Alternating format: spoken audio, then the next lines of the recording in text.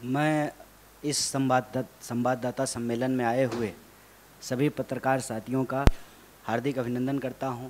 और बिहार में नई सरकार का गठन हुआ है, हालांकि मुख्यमंत्री वही हैं, और इस सरकार के गठन के पीछे का उद्देश्य क्या है और पूरे देश में इसका संदेश क्या है, इसके बारे में हमारे प्रभारी और अध्यक्ष जी ने अपनी बात रखी है।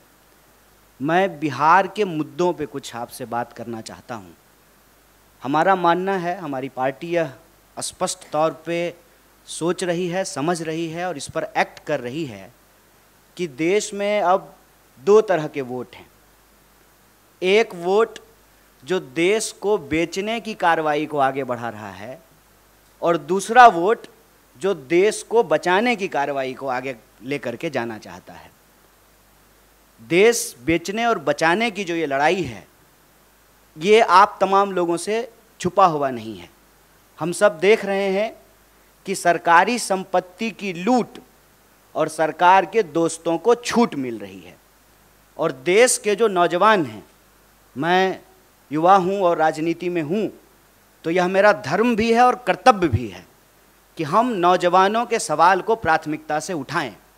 और नौजवानों का मुद्दा ये है, खास करके अगर आप बिहार की बात करेंगे तो देश के 5 सबसे ज़्यादा बेरोजगारी दर वाले राज्यों में बिहार भी शामिल है। बिहार की जो यह बदतर स्थिति है, उसको बेहतर स्थिति में हम कैसे बदलें, यह हमारा उद्देश्य है।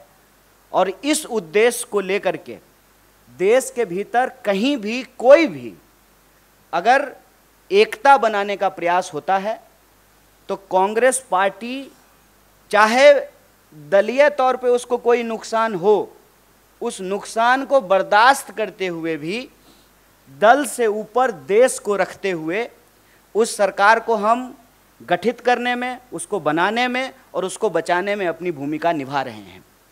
लोग गुणागणित करते हैं, कितना मंत्री मिला, कितने एमएलए हैं, कौन जो है उप मुख्यमंत्री है।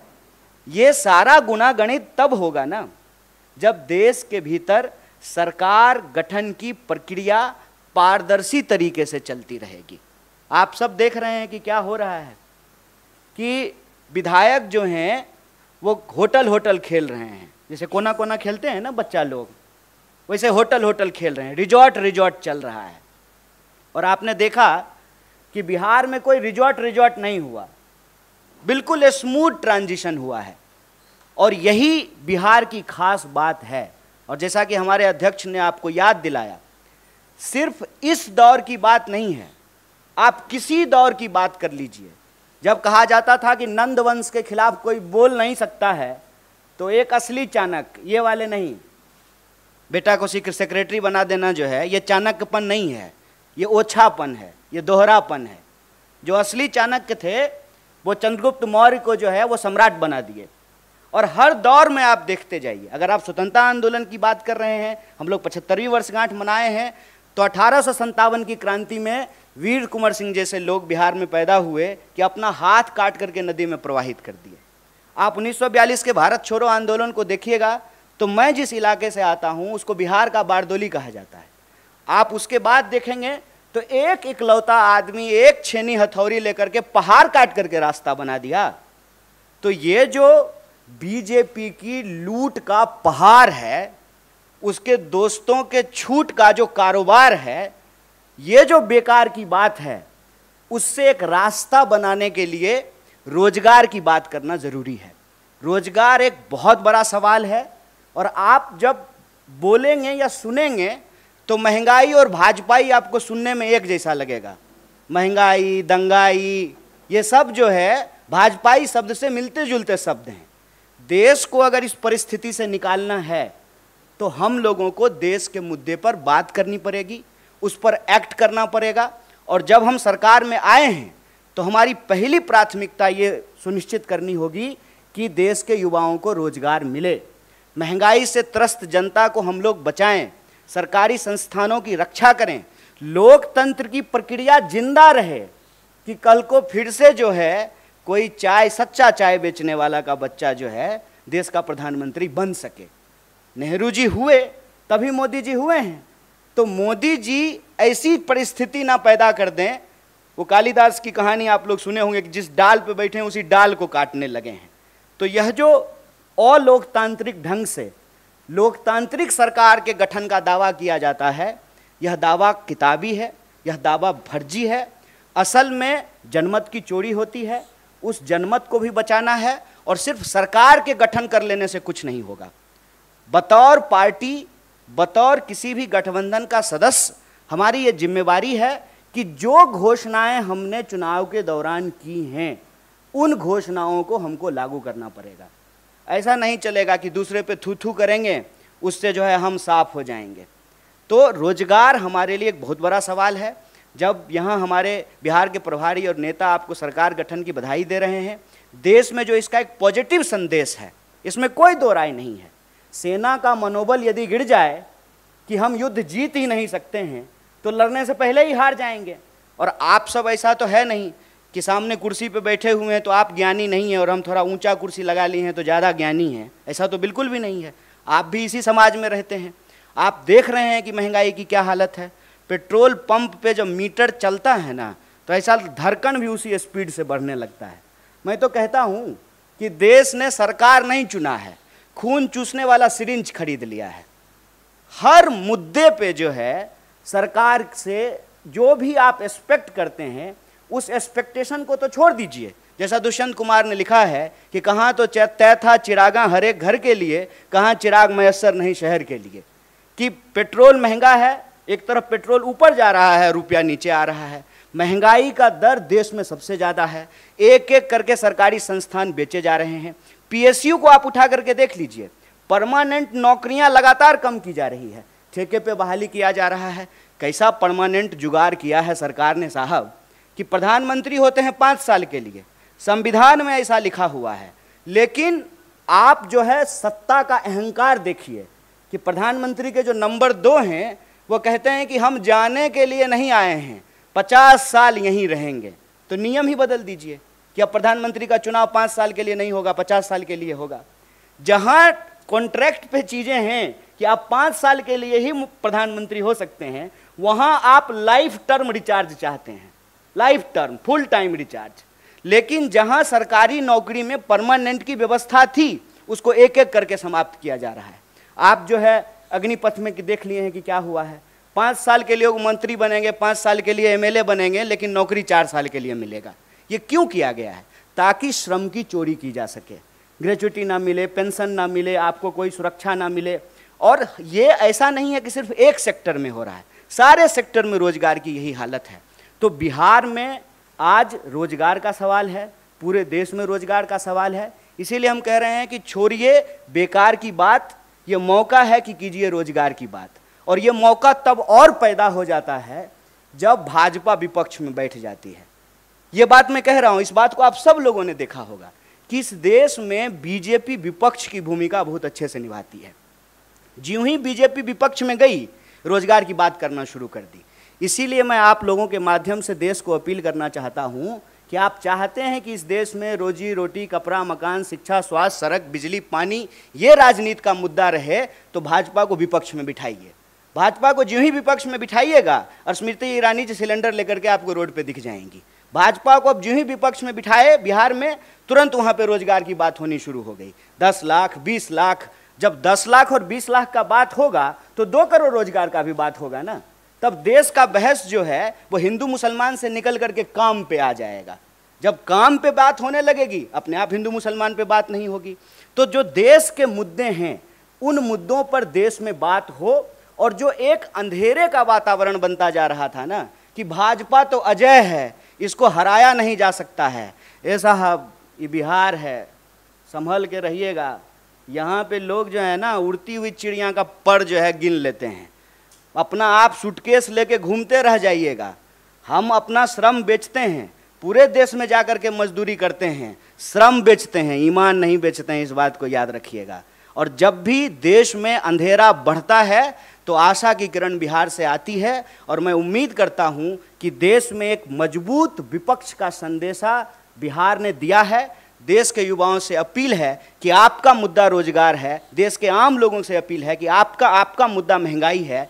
इन मुद्दों पर राजनीतिक विमर्श हो और उस विमर्श को बतौर देश की सबसे बड़ी विपक्षी पार्टी होने के नाते इसको हम जिम्मेवारी से निभाएंगे और देश के जो सवाल हैं, जो सकारात्मक मुद्दा है, जो पॉजिटिव पॉलिटिक्स है, उसको हम ले जाने का प्रयास करेंगे। आप सब लोग इस प्रेस कॉन्फ्रेंस में आए और हमारे सचिव जी यहाँ विनीत जी मौजूद हैं, आपने बात करने का मौका दिया, आप सबका बहुत बहुत धन्यवाद, बहुत शुक्रिया।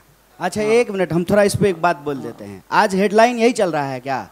अच्छा, तो बिहार में कहावत है, चलनी दुसलक सूप के, जिस चलनी में अपने 75 छेद हो वो दूसरे का छेद दिखा रहा है। बताइए, देश के गृह मंत्री पे तरीपार होने का आरोप नहीं है, तरीपार थे, और वो बाहुबल की बात कर रहे हैं। बेईमानी से विधायक को ऐसा लग रहा है जैसे पार्सल का पैकेट हो, कभी असम जा रहा है, कभी गोवा जा रहा है। ये बाहुबल नहीं है, ये आपराधिक काम नहीं है। और बिहार में कौन ऐसा दल है, कौन ऐसा दल है कोई दल? ये सब मुद्दा भटकाने की बात है। मैं तो नीतीश जी को धन्यवाद देना चाहता हूँ। नीतीश जी अपने एक कार्रवाई से ना बहुत लोगों का कैरियर सेट कर देते हैं। अभी देखिए कि नीतीश जी मुख्यमंत्री हैं, गठबंधन के साथ ही बदल लिए हैं, ठीक है, तो सुशील मोदी जी भी मीडिया में आने लगे हैं। उन्हीं का पार्टी ने उनको साइड कर दिया था। कौन उनको डिप्टी सीएम के पोस्ट से हटा दिया? नीतीश जी हटा दिए कि यही लोग हटा दिए? देखिए, ये सब ना हमारे यहाँ कहावत है, छपास का बीमारी होता है कुछ लोगों को, कुछ भी पकड़ करके कुछ भी बोलेंगे। अरे कोई लॉजिक का बात कीजिए। राजनीति में कौन ऐसा नेता है जिस पे केस नहीं होता है? और सारे केस सही होते हैं। किसी के पास 18 मुकदमा है, 17 मुकदमा है। आप चुनाव लड़िएगा, कोई आप कैंडिडेट हैं, आपको पता भी नहीं है, बिजली के पोल पे जो है कोई झंडा लगा दिया है, आचार संहिता का उल्लंघन हो गया, आपके ऊपर केस हो गया और आप अपीयर नहीं होइएगा, आपके खिलाफ वारंट जारी हो जाएगा। कानून की अगर बात कर रहे हैं तो कानून की भाषा में बात कीजिए। कोई भी अपराधी तब तक अपराधी नहीं है जब तक न्यायालय ने उसको अपराध साबित नहीं कर दिया हो। ये सब राजनीतिक छींटाकशी है। हम आज पॉजिटिव मुद्दे को लेकर के आपके बीच आए हैं और हम चाहते हैं कि हेडलाइन मैनेजमेंट का जो भाजपा का तरीका है ना, उसमें हाथ जोड़ करके आप भी मत पड़िए। आज सवाल बिहार के विकास की होनी चाहिए। बिहार में 12 करोड़ से ज़्यादा पॉपुलेशन है, सबसे ज़्यादा पलायन है, तमाम विभाग में रिक्तियां पड़ी हुई है, पीएचसी में जो है डॉक्टर नहीं है, स्कूल में जो है टीचर नहीं है। उन सारी रिक्तियों को कैसे भरा जाएगा? नौकरियां कैसे मिलेगी? रोजगार के नए साधन कैसे पैदा होंगे? स्मॉल स्केल और मीडियम स्केल इंडस्ट्रीज को कैसे लगाया जाएगा? ह्यूमन रिसोर्स मैनेजमेंट कैसा किया जाएगा? पंजाब में जाकर के धान काट सकते हैं और अपने खेत में जो है धान नहीं उगा सकते हैं। दूसरे शहर में जाकर के रोड बना सकते हैं, अपने राज्य का सड़क नहीं बना सकते हैं। गुड़गांव में जाकर के आप जो है कॉल सेक्टर में जाकर के काम कर सकते हैं, सर्विस सेक्टर में काम कर सकते हैं। पटना में कॉल सेंटर नहीं खुल सकता है, मुजफ्फरपुर में कॉल सेंटर नहीं खुल सकता है। पॉजिटिव बात कीजिए। 20 साल से तो भटका ही रहे हैं बिहार के ये लोग, और ये भी सरकार में शामिल थे। कोई मुकदमा नया हुआ है?